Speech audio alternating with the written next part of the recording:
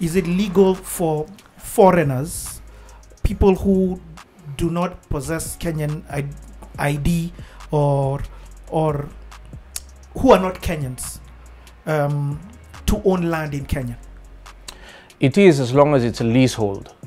The piece of land or the property has a leasehold tenure.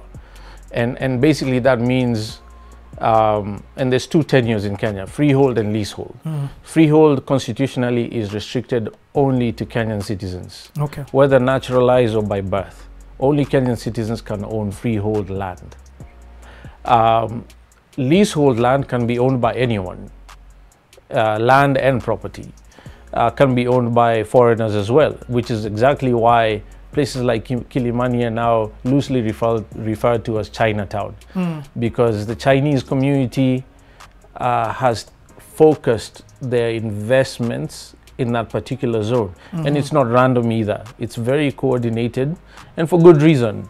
And I don't want to give people the impression that it's wrong for the Chinese or any other nationality to own land in Kenya and buy property.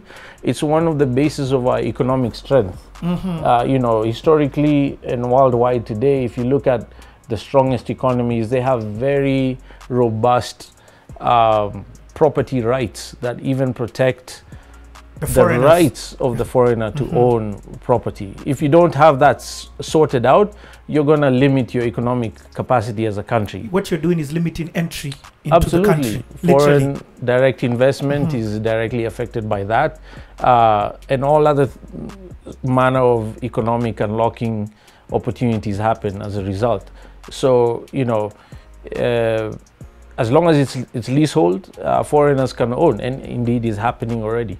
And to laymanly explain what leasehold means, give us, please explain that. So leasehold tenure means you have ownership of land for a limited period of time, right? And I know the term lease suggests renting, is what people understand leasing to be, but you have ownership rights. So if I buy a piece of land with a lease hold title or certificate of title, it means I have full ownership rights for the period of time that the lease says. Most new ones will start at 99 years and they are renewable. So at the end of 99 years, I have the option to renew my lease for another 99 years or whatever the law says at that point. And the constitution did change that from 999 years and brought it down to 99 years. Yes, rightfully so. You know, I believe with changing times and pressure on land need, the country and the lawmakers rightly saw fit to limit the tenure of ownership from what was in colonial times up to 999 years. I mean, over that period of time, the human population would have exploded. And if you have, you know, a handful of people controlling the land, that's a recipe for disaster. So that was shrunk down to 99 years. And so if you're a foreigner and you're looking to own land in Kenya, that's a tenure you would have to own the land or the property under. What areas is leasehold available as compared to freehold? In any part of the country, you can own leasehold property.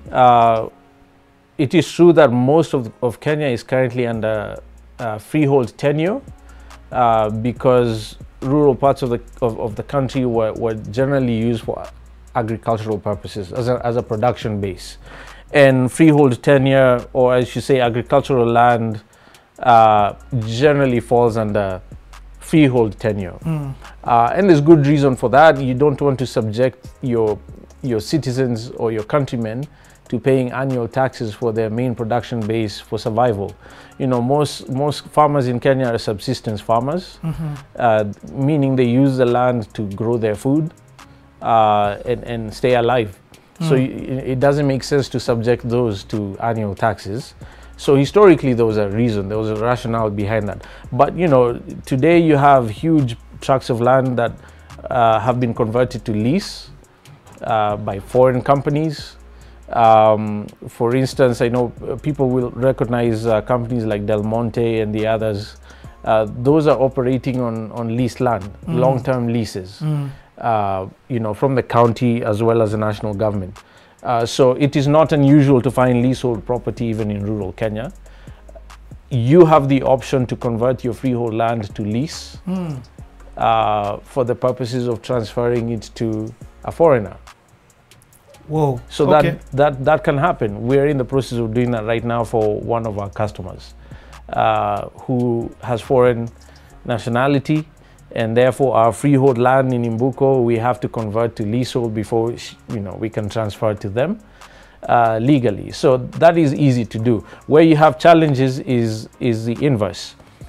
Changing leasehold to freehold is a bit more difficult. Thank God. Yeah, and the main reason I believe is because the government authorities are looking at the potential loss of future tax income. Okay. If they allow you to convert, I'm sure it's possible. It's just incredibly difficult.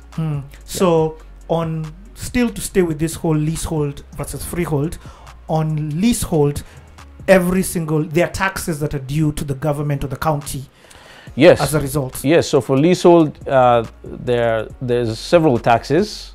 We'll start with the transfer tax. When you buy the land or when it's transferred to you, provided it's not an inherited piece of land and a gift from that perspective, you have to pay a transfer tax called a stamp duty paid to the Kenya Revenue Authority as a tax for the movement of ownership from its previous owner to yourself or from yourself to the next person, right? So that's the first tax.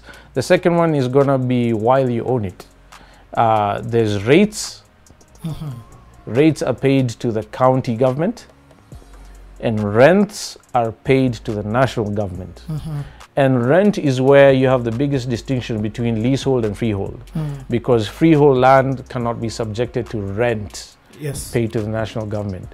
It's possible in some counties to be subjected to rates on freehold, but that is dependent on the county in our practical experience even now. But leasehold is subjected to both rates and rents, and those are annual, and they're usually very nominal. It's a small percentage of whatever the government deems to be its value at the time. There's many changes going on now in Kenya around resetting the valuation base from 30 years ago to what it should be today. And rightfully so. It basically means people will have to pay a little bit more than they're used to on an annual basis or for rates and rents. So that covers the two while you own it. And then, of course, when you sell, presumably you've sold for a profit. Yep.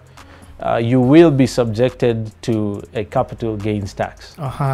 Right? And that is a certain percentage of your net profits.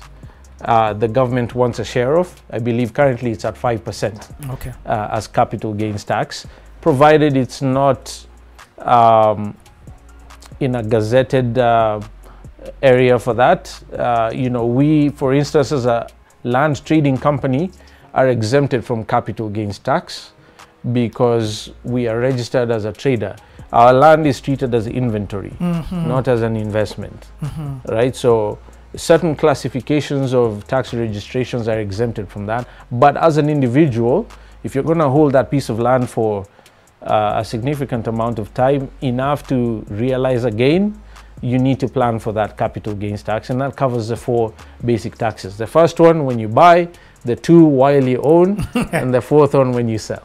Okay, love it. Yeah. Now that we know that, let's get to answer. Are these guys making us? Good, wonderful. Let's get to the second question. We now know why it is that we must buy. Let's talk about how. How do I know where to buy land in Kenya?